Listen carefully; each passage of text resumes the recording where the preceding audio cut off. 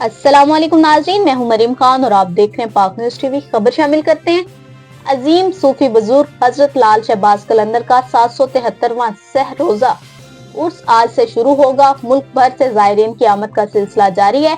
सैयद उस्मान मरवंदुल मरूफ हजरत लाल शहबाज कलंदर 7 सदियों कबल जब सिंध के इलाके सेवन पहुंचे तो लोग आगे के उजालों से दूर बेराह रवि के अंधेरों में जिंदगी बसर कर रहे थे। लाल शहबाज कलंदर ने सेवन में सुकूनत इख्तियार की और अल्लाह और उसके आखिरी नबी के फरमान को लोगों तक ऐसा पहुंचाया कि आज भी दुनिया भर से लोग सेवन पहुंचकर अकीदत और एहतराम का इजहार करते हैं।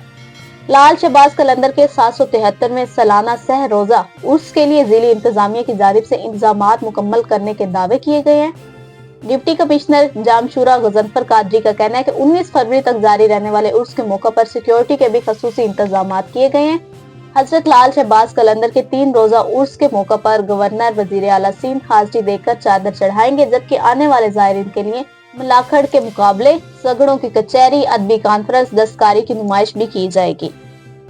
अब तक के लिए इतना ही। मजीद खबरों के लिए देखते रहे पाक न्यूज़ टीवी।